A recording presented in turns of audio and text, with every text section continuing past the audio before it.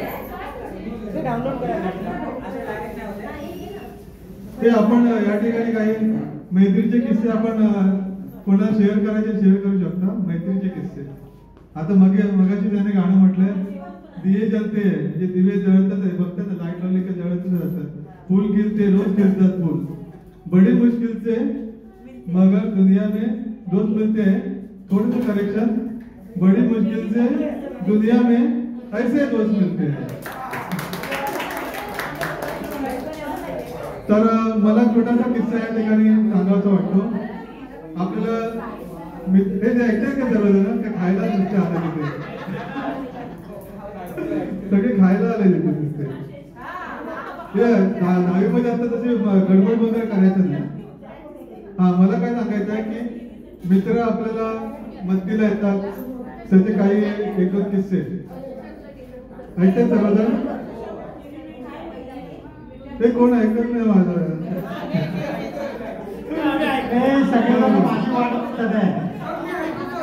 हे कोण पाहिजे आता खरं सांगा, हा पाहिजे का मी पाहिजे? लवकर बोला. बघितलं सगळेवाला आता मला कोण पाहिजे? हा नाव घ्यायचा. बरं, मला सांगायचा किस्सा सुरेश देवकर बद्दल सांगायचंय. हा, ते आज उभा राहिले. हा, म्हणजे जेव्हा अडचण येते, अडचणीला जो धावून येतो तो आपला खरा मित्र.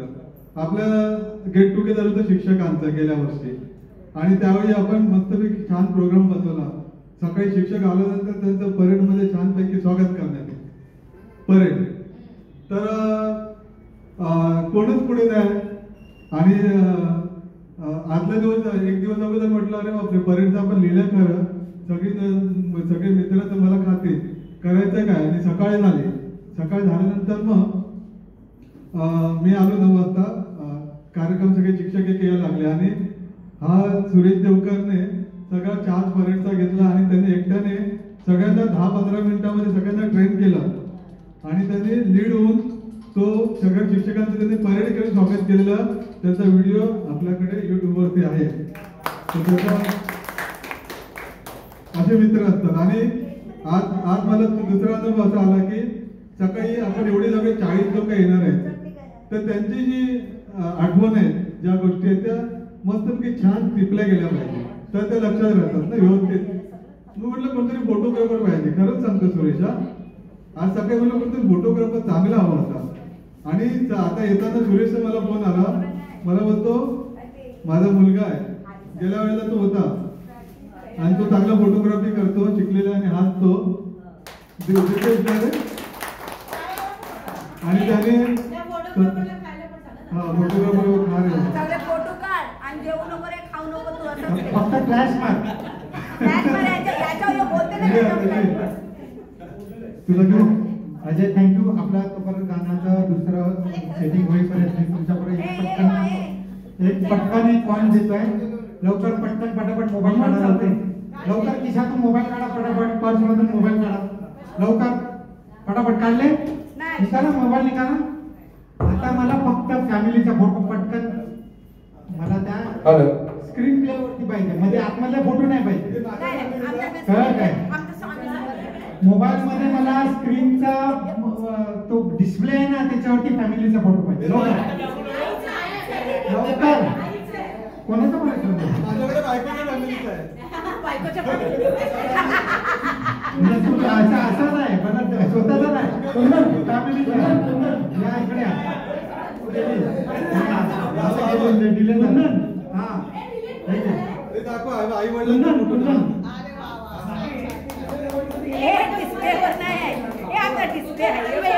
तो सांगतो मागे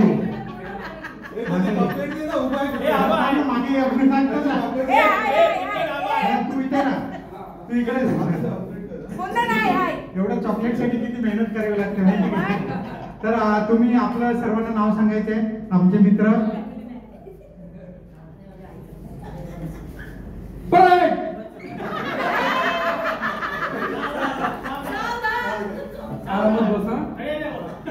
माझं नाव सुरेश रमण देवकर आहे. सध्या मी वाशीला नवी मुंबईमध्ये राहतो, आणि एका टॉवर सोसायटीमध्ये मी ॲज अ मॅनेजर म्हणून काम करतो. मध्ये होतं ना, मध्ये ना.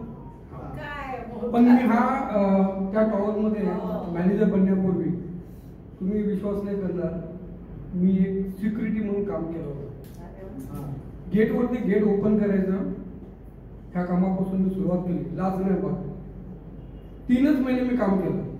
पण माझं जे सिक्युरिटी काम करायचं त्यांनी पद्धत बघितली सोसायटीने, आणि त्यांनी माझ्या कंपनीला कळवलं की याला सुपरवायझर बनवलं. त्यानंतर मी 13 महिने मी सुपरवायझरचं काम केलं, आणि आता मी त्या सोसायटीमध्ये ॲज अ मॅनेजर म्हणून. आणि तसंच माझ्या मुलाचं शिक्षण त्यांनी जेवढं करायचं होतं तेवढं त्यांनी केलं. पण एकच प्रश्न विचारला की तुला पुढे काय करायचं. माझ्याकडून खूप अपेक्षा होत्या की त्यांनी मोटर मेकॅनिक व्हावं, हे हो ते हो. पण मी त्याला विचारलं आणि त्यांनी मला सरळ सांगितलं, पप्पा मला फोटोग्राफी करायची. एकाही क्षणाचा विचार न करता आई वडिलांना त्या गोष्टी कळवल्या. कारण मी प्रत्येक गोष्ट आजही माझ्या आई वडिलांना, भाऊ बहीण यांच्या सगळ्यांसाठी डिस्कस करतो. कारण त्यांच्याकडे सुद्धा काय असेल तर ते आमच्याकडे डिस्कस करतात. आणि मी एक असा एक वेळ आहे की मी माझ्या मित्रांसाठी सुद्धा या गोष्टी डिस्कस करतो. जसं मला सोसायटीमध्ये काम करताना एक अडचण आली होती, आणि मला दुसरीकडून एक ट्रॅव्हल एजन्सीमध्ये जॉबचा ऑफर आला होता. त्यावेळी मी अजयला आणि रफिकला फोन करून सांगितलं होतं की मला थोडा असा प्रॉब्लेम आला.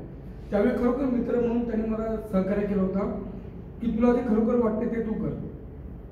आणि त्यावेळी त्यांच्याच सजेशन घेऊन मी तो ॲज अ मॅनेजरचा पोस्ट घेतला. कारण मी त्यांना म्हटलं की हे लोक मला मॅनेजर करतात आहे, पण ते मला झेपेल की नाही, हा थोडासा माझ्यावरती दबाव आला. कारण मी इतर 3-4 मॅनेजर बिल्डिंगच्या विचारला, तर त्यांच्या कामाची रूपरेखा मी जे बघून घेतली, ऐकली, काय काय असतं, काय काय करावं लागते, तो थोडंसं मी थोडं खाली गेलो होतो. त्यावेळी मी अजयला आणि रफिकला फोन केला होता. आणि मित्र काय असतात हे मी तुम्हाला खरोखर सांगतो, त्यांनी जो सल्ला दिला तोच पुढे मी केला. आणि आज मी खरोखर त्या सोसायटीचा ॲज अ मॅनेजर म्हणून आहे. आणि माझा मुलगा फोटोग्राफर आहे.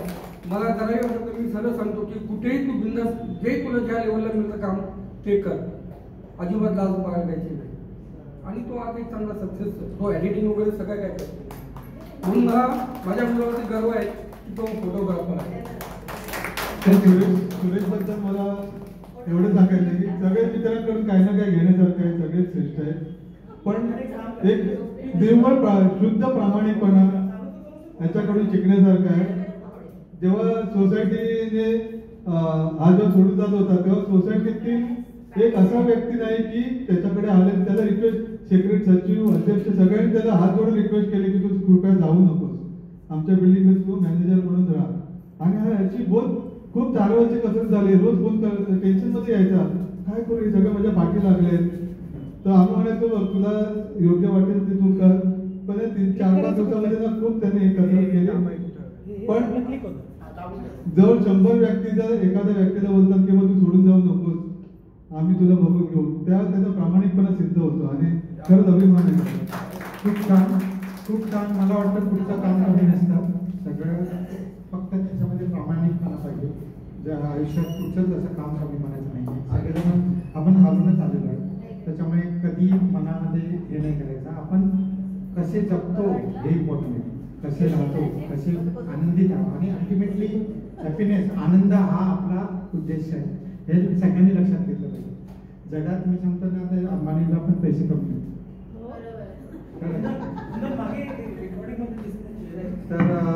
तर तुम्ही म्हणजे पुढचंच काम माझ्या मते मित्रा कमी नाही. मी तुला गळा भेट देतो. फोटोमध्ये आला ना गळा भेट अमर चाफे आपला मित्र तुमच्या समोर एक गाणं सादर करत आहे. एक चॉकलेट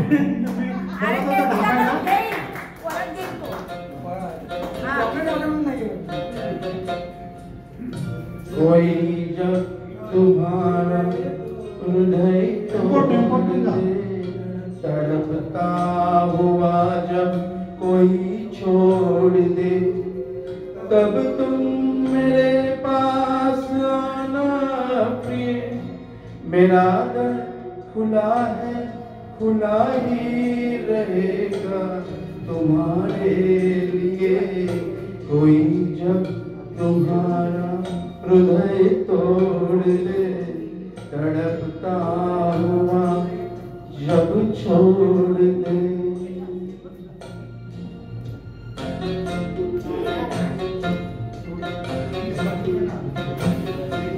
अभी तुमको मेरी जरूरत नहीं, बहुत चाहने वाले मिल जाएंगे। अभी रूप का एक सागर को तुम कमल जितने चाहोगी मिल जाएंगे। दर्पण तुम्हें जब डराने लगे, जवानी भी दामन छुड़ाने लगे, तब तुम मेरे पास आना पिए।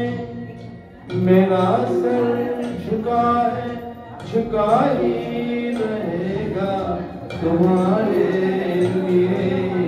कोई जब तुम्हारा हृदय तोड़ दे, तड़पता हुआ जब कोई छोड़ दे।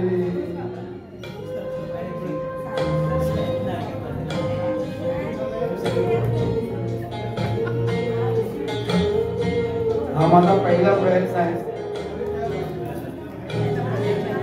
छान आहे.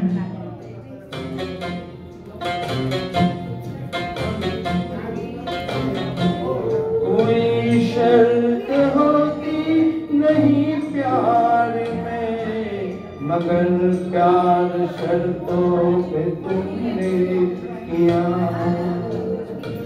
नजर में सितारे जो चमके जरा, बुझने लगे आरती का दिया। जब अपनी नजर में ही गिरने लगो, अंधेरों में वे अपनी ही गिरने लगो, तब तुम मेरे पास आना पिए। मेरा खिला है, खिला ही रहेगा तुम्हारे लिए। जब तुम्हारा हृदय तोड़ दे, तड़पता हुआ जब तुम्हें छोड़ दे। धन्यवाद. खूप छान, खूप छान.